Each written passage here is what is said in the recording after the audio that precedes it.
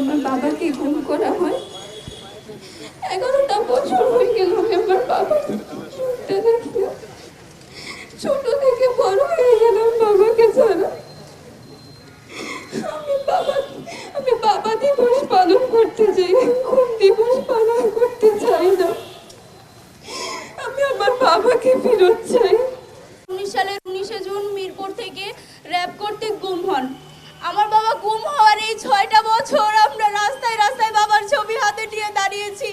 আমার ভাইয়ের তখন মাত্র 1 বছর ছিল, সে বুঝতো না তার বাবা কোথায়। সে প্রতি রাত অপেক্ষা করত বাবা ফিরবে, আমরা ঘুমিয়ে যাই তাই আমরা দরজা খুলতে পারি না। আমার ভাই সোফায় বসে থাকতো, বলতো বাবা আসবে। আমার ভাইটা এখন পর্যন্ত অপেক্ষায় আছে যে আমাদের বাবা ফিরে আসবে। আমার বাংলাদেশ দ্বিতীয়বার স্বাধীন হওয়ার পরও আমরা এখনো পুরোপুরি স্বাধীন হতে পারিনি। আমি আমার বাবাকে ফেরত চাই। আমি আমার ভাইয়ের প্রশ্নের উত্তর দিতে চাই, সবাইকে জানাতে চাই আমার বাবার সাথে কি হয়েছে।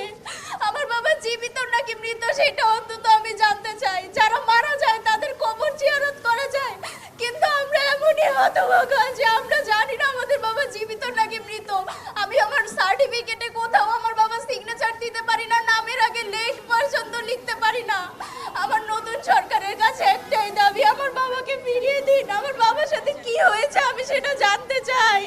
আমি অন্তর্বর্তী সরকারের কাছে আমার আকুল আবেদন থাকবে, আমার সন্তান যেন তার বাবাকে ফিরে পায়, আমি যেন আমার স্বামীকে ফিরে পাই, আমার শ্বশুর শাশুড়ি যেন তার ছেলেকে ফিরে পায়, তার বোনেরা যেন, সোহেলের বোনেরা যেন, ভাই বোনেরা যেন তার ভাইকে ফিরে পায়। তারা প্রতিটা মুহূর্তে কাঁদে, তারা সবাই শুধু জিজ্ঞেস করে এখন কি সোহেল ফিরে আসে নাই।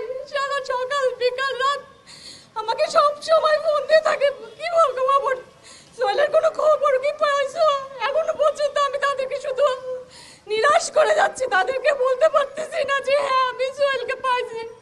আমি এখনো সেই 11 বছর আগের মতো প্রতিটা মুহূর্ত ফোনের একটা অপেক্ষায় থাকি যে একটা ফোন কল বাজবে যে সোহেলকে ওখানে অমুক জায়গায় রেখে আসা হয়েছে, সোহেলকে আমাকে ও জায়গায় ছেড়ে দিয়েছি, আপনারা নিয়ে যান সোহেলকে।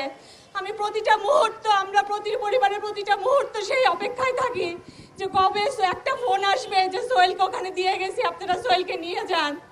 আমি চাই সোহেল এখন আমাদের মাঝে ফিরে আসুক, সব স্বাধীনতা, সবাই যেরকম স্বাধীনতা উপভোগ করে আমি চাই আমার স্বামীকে ফিরে নিয়ে আমার সন্তান যেন সেই স্বাধীনতা উপভোগ করতে পারে, তার বাবাকে বাবা ডাক বলে।